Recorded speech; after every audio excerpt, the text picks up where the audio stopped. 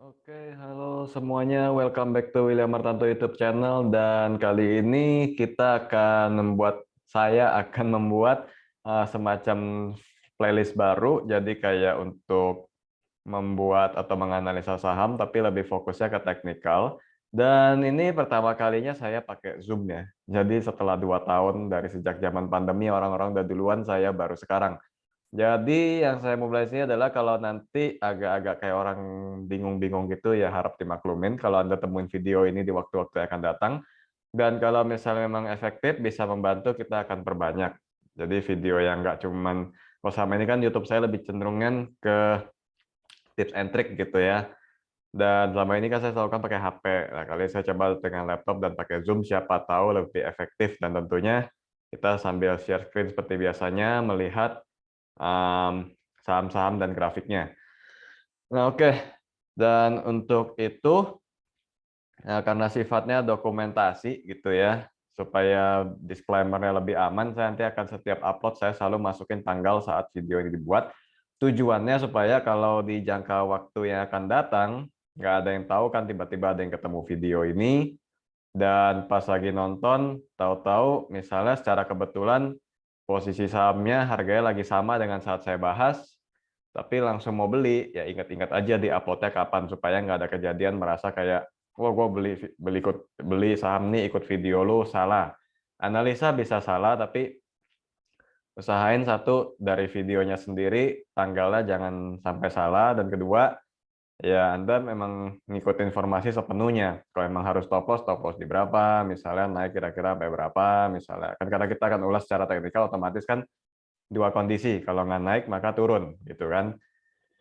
Nah, untuk kali ini saya akan membuat video tentang update dari saham-saham mining dan sudut pandangnya saya. Tujuannya, karena memang banyak udah nanyain, dalam kondisi emang lagi nyangkut juga. Ya, memang kita tahu bahwa saat saya video ini tanggal 11 Maret 2022, sebulan sebelumnya, sebenarnya sih kalau mau bilang mining itu dari tahun lalu, cuman baru mulai hype-nya di bulan lalu sampai dengan saat saya bikin vlog ini, karena ada sentimen perang antara Rusia sama Ukraina ya, yang itu membuat orang-orang melihat komoditi jadi booming, akhirnya banyak anggapan tentang komoditi super cycle dan lain-lainnya, yang mana saya sendiri sebenarnya nggak ngerti artinya, cuma intinya kalau cuma lihat dari flow-nya doang sih udah ketahuan dari 2021. Cuman baru hype-nya di tahun ini, di bulan-bulan terakhir ini, di bulan Februari 2022 sama saat bulan Maret awal ini.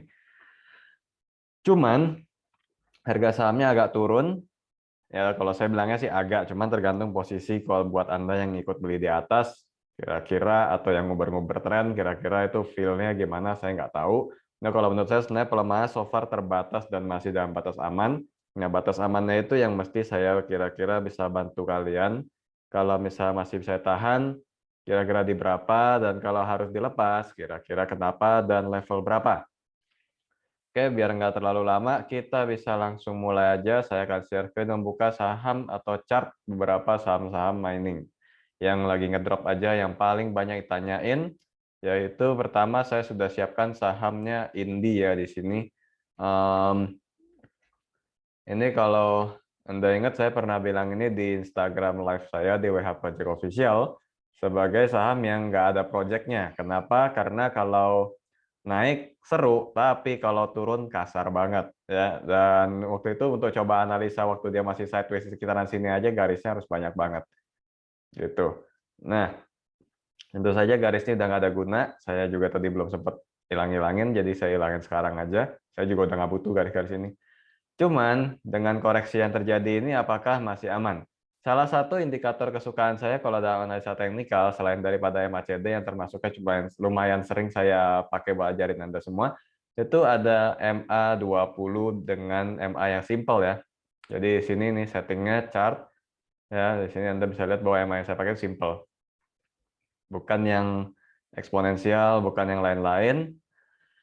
Dan kalau saya lihat sebenarnya sih so far masih on track ya, dalam artian perhatikan di tanggal 18 Februari ini.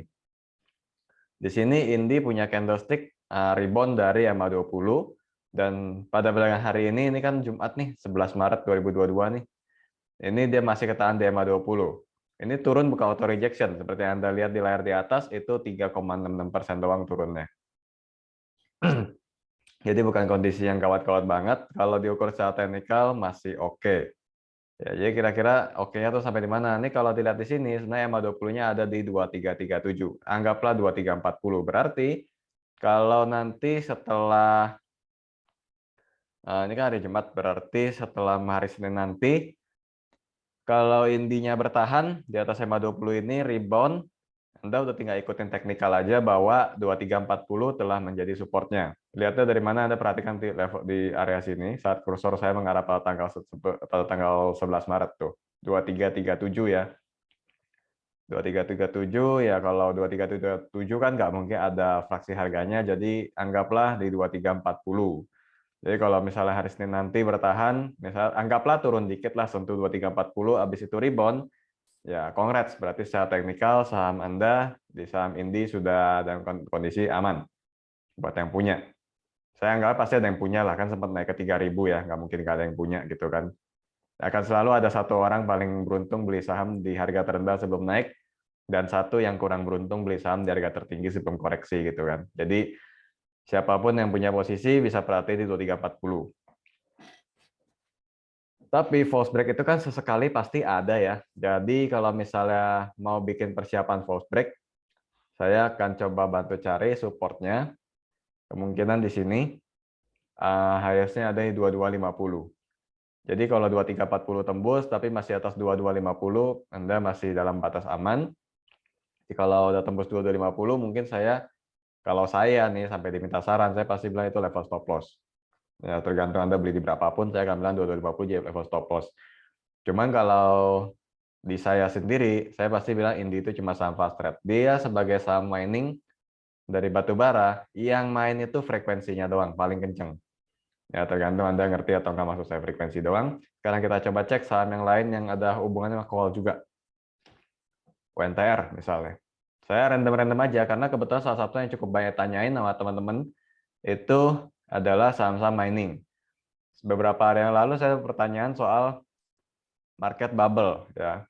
Tempat saya bawain juga di clubhouse saya. Yang saya bilang akhirnya kesimpulannya adalah kalau yang dibilang bubble itu sektor miningnya saya setuju karena gejalanya mirip. Tapi maksudnya gejala mirip karena saya sesuai dengan yang pernah saya jelasin 4 fase market bubble. Ya, waktu itu judul videonya I'm back itu loh. Ya, jadi fasenya mirip, cuman belum benar-benar pecah, belum konfirmasi untuk akan hancur banget gitu. Lanjut untuk pergerakannya, UNTR juga persis di 10 Maret dari EMA 20 ya. EMA 20-nya 24576, ya anggaplah 24580 atau 24 sekian. Dia lowest-nya 24950. Ya. Di sini jadi EMA 20 benar-benar bertahan di atasnya dan kemudian rebound pada hari Jumat ini. Jadi kalau kondisi begini, oh by the way ini kotak ini saya bikin untuk gap ya. Jadi gap yang kalau misalnya Anda mau nanya gitu, gapnya itu di 19 Oktober. Jadi kalau kita lihat kondisi begini, sebenarnya masih sangat aman untuk UNTR dan memenuhi juga tentang EMA 20 ini. Jadi saya perhatikan bahwa kadang-kadang false break itu bisa terjadi sekali dua kali. Jadi kalau misalnya Anda mau tentuin ini kira-kira sampai berhasil atau sempat turun di bawah EMA 20, kira-kira mau stop loss-nya itu kondisinya gimana? Stop loss sebenarnya kondisinya gampang kok. Kalau nggak tembus support, ya minimal habis tembus nggak balik lagi gitu. Nah kalau misalnya tembus EMA 20, tapi tembusnya cuma dikit-dikit doang di bawahnya gitu. Kasih aja spare waktu 3 hari, kalau nggak balik ya udah lepas gitu ya. Jadi ini juga untuk membantu bahwa secara teknikal, ingat ini ulasan kita secara teknikal, UNTR itu masih tren. Setidaknya EMA 20 bertahan. Nanti bagian akhir saya coba jelasin kenapa EMA 20 segitu pentingnya buat saya.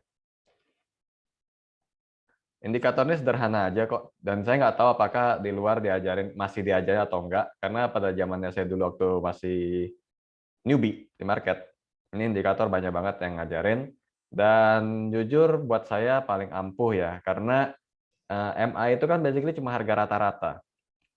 Dan kenapa periode 20, ya rata-rata sebulan. Jadi kalau waktu itu yang ngajarin saya, Dia bukan resmi mentor sih, cuman dia bilang gini, kalau di atas EMA 20 ya sebulan ke depan masih aman lah gitu katanya. Karena di atas rata-rata sebulan, jadi tergantung periodenya yang Anda pakai. Kalau 5 hari dianggap seminggu ke depan, kalau 20 berarti sebulan ke depan gitu. Nah, juga saya pilih ITMG.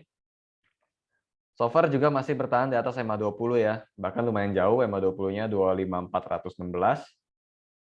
Pasti MA itu berubah sih, karena cuma rata-rata.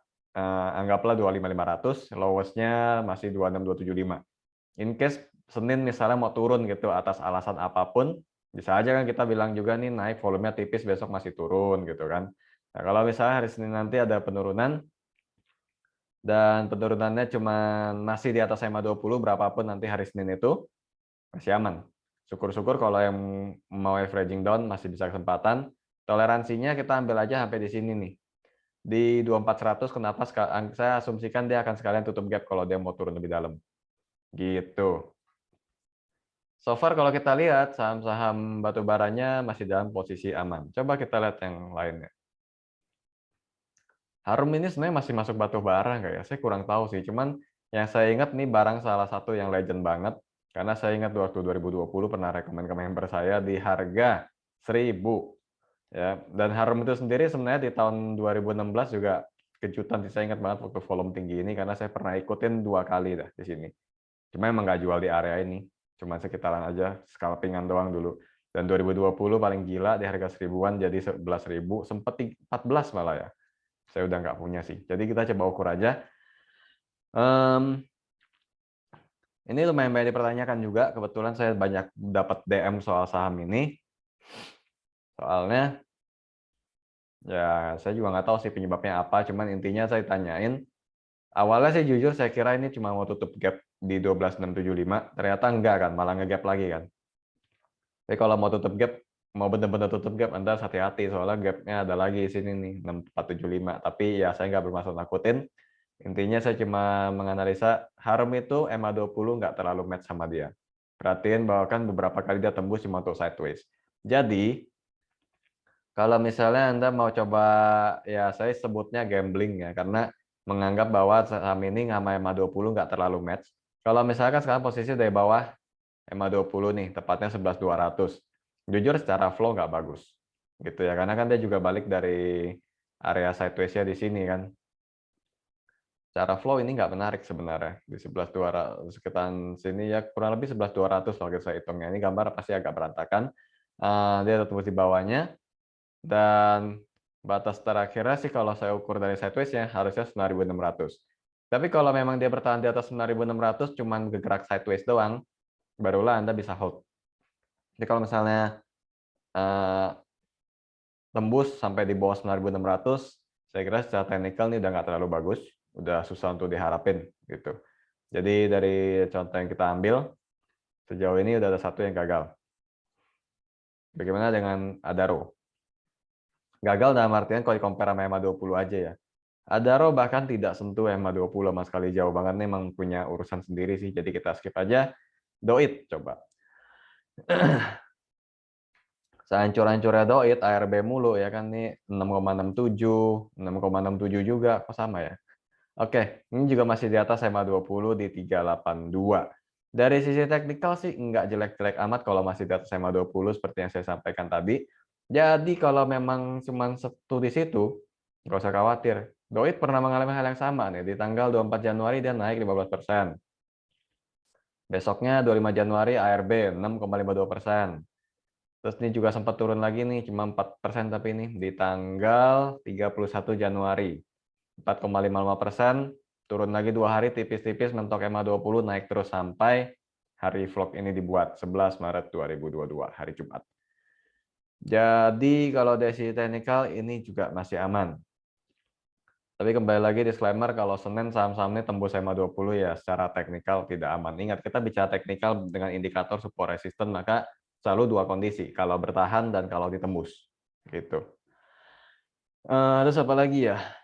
Kalau oilnya mungkin kita coba lihat untuk Elsa.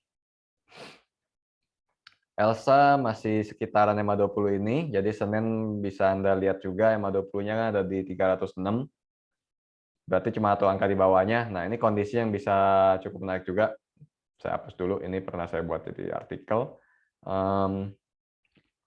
Kalau kondisi kayak begini untuk Elsa ini posisi harga yang cuman beda dikit dari support ya, kan support 306. Jadi bawahnya dikit, Anda bisa menunggu sedikit lebih jelasnya dia akan kembali lagi atau enggak. Ini contoh yang saya bilang bahwa kasih waktu spare 3 hari, kalau dia bisa balik itu baru bagus. Kalau enggak, ya udah jangan ditunggu lagi gitu. Cuma kalau menurut saya sih mudah-mudahan masih ada harapan karena kondisi yang sama di harga minyak itu lagi mirip nih. Salah satu yang orang saya perhatikan WTI kan. Itu MA20 juga dan brandnya juga sama MA20 juga ya. Dan untuk saham oil lainnya coba kita lihat Medco-nya. MA20 juga persis mantul sama gitu.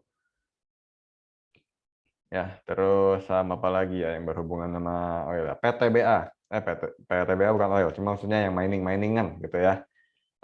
PTBA mirip Adaro ya, dia jauh banget dari MA20. Basically ini PTBA sama Adaro adalah dua saham yang menurut saya paling menarik saat ini dari saham mining. Cuman memang kembali mengingatkan tidak disarankan untuk membeli sekarang ngubur-nguburan di atas. Apalagi kalau saya pribadi, saya memang udah pernah rekomendasi saham-saham mining dari tahun lalu. Dan kalau Anda lihat dari 2021, waktu market kita lagi masuk tahun sideways, itu lagi gila-gilanya orang males sama saham ini kan. Dan dulu kan banyak sekali yang meneriakan tentang saham-saham new economy, sehingga yang tergolong old economy kayak mining gitu-gitu benar-benar nggak laku pada waktu itu. Jadi sekarang dalam posisi begini, saya yang sudah pernah mengikuti gitu ya, itu pasti menganggapnya bahwa saat ini tingkat resikonya tinggi gitu. Jadi kalau misalnya Anda mau ikut, ya setidaknya pas mau ikuti tren, maksud saya, bukan ikut beli ya, karena kan saya nggak mengajak sama sekali. Tapi kalau misalnya Anda ingin ikuti tren, mau beli, ya setidaknya pastikan Anda sudah siap dengan batas stop loss-nya yang paling aman buat Anda. Gitu. FOMO boleh asalkan resiko terukur dan lu jalanin, kan gitu. Nah sekarang IHSG kita gimana ya? Nggak aja kita update sekalian weekend gitu kan. Ini kan gambar yang mungkin Anda akan selalu lihat kalau akses WH Project/Outlook. Ya, IHSG-nya hari ini sih unik, minus hampir 1%, akhirnya nutupnya cuma minus 1,4 poin. Ini juga kondisinya menurut saya sudah cukup membantah teori market bubble. Ya, jadi kalau memang bubble turunnya pelan-pelan, ini malah berapa kali naik mulu. Dan mungkin alasan akan banyak lah, saya sendiri nggak perlu cariin alasan, karena menurut saya sebenarnya kalau saya anggapnya market di tahun ini masih sesuai siklus aja setiap tahun, lebih tepatnya dalam 10 tahun terakhir, yaitu kalau bulan Maret atau bulan April, upside-nya itu cenderung tipis. Malah beberapa kali lebih mengarah pelemahan, dan itu sifatnya relatif dibandingkan dengan bulan Februari. Jadi kalau saya lihat kondisi kayak gini ya, satu memang market nggak bubble, tapi juga nggak lagi dalam posisi untuk melanjutkan rally.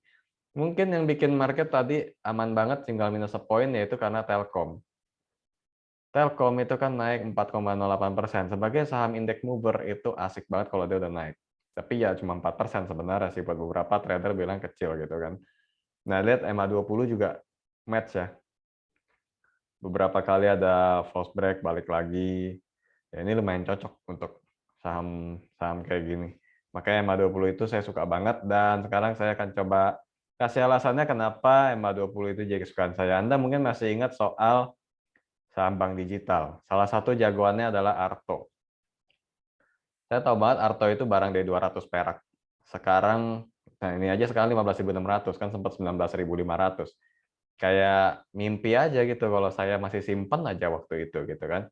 Tapi kalau mengukur tren pakai MA20, bayangkan kalau misalnya kita nggak lihat 15.600-nya dulu, dan saya nggak bilang bahwa semua sama kan seperti Arto ya, tapi kalau Anda ngerti tentang MA20, sejelek-jeleknya Anda nggak tahu apa-apa tentang saham ini, tapi bisa ngikutin tren aja, minimal Anda bisa trading beberapa kali di sini. Ya, satu area di sini. Ya, misalnya terus tembus Anda jual, lalu trading lagi sekali di area ini,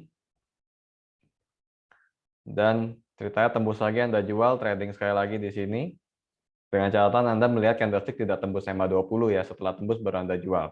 Lalu bisa trading lagi di area keempat di sini.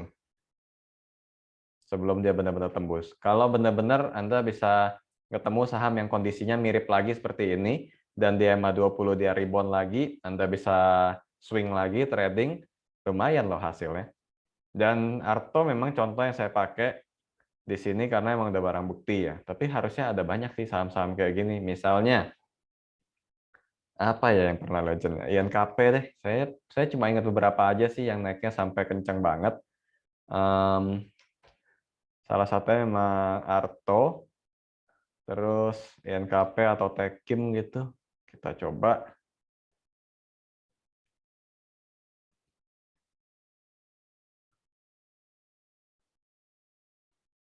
Oke, sambil loading nanti kita coba cek sekali lagi.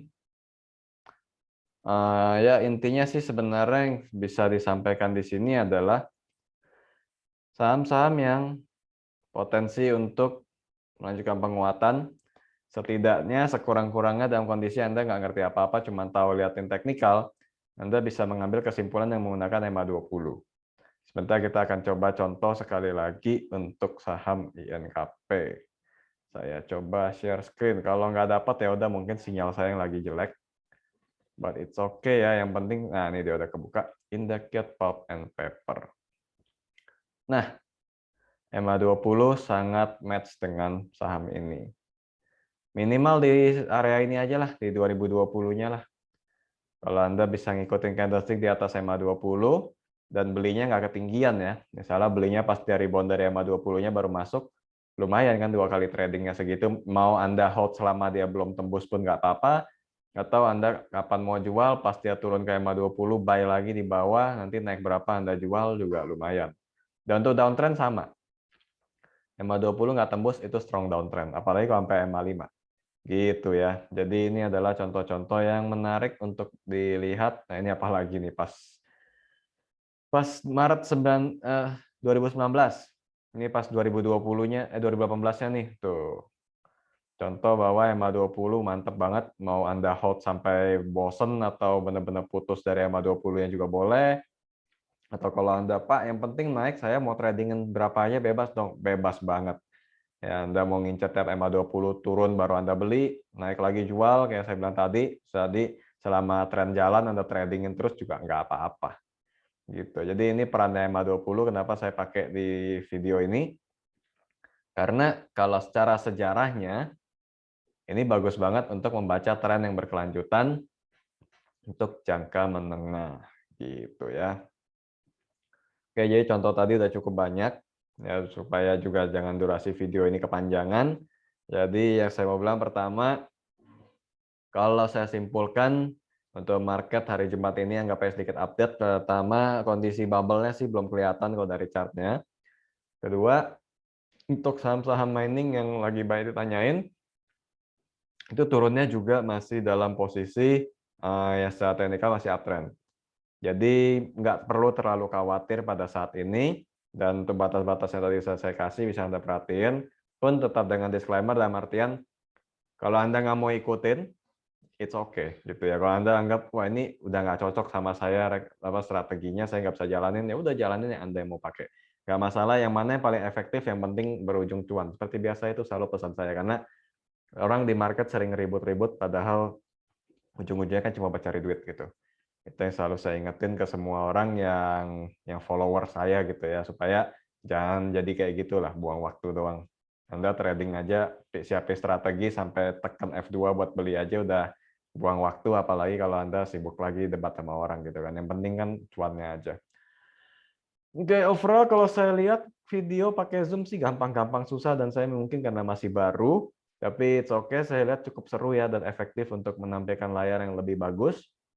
Semoga ini membantu dan kita akan perbanyak lagi video yang kayak gini, dan tentunya yang selama ini saya jalanin tips and trick dan lain-lainnya yang pakai HP akan tetap saya buat juga supaya ada konsep dan ada praktek gitu ya. Nah, oke, hasil saya cuma bisa bilang semoga video ini membantu, dan kalau Anda lihat saya lagi bingung banget ya tadi kayak orang, ya saya nggak tahu hasil recording ini gimana, cuma kalau misalnya Anda lihat masih kayak orang bingung-bingung, mouse-nya ke sana sini, ya maklumin aja baru pertama kali. Nanti pelan-pelan juga bisa lancar lagi. Oke, kiranya itu aja dari saya. So, seperti biasa, see you again. Stop recording-nya mana?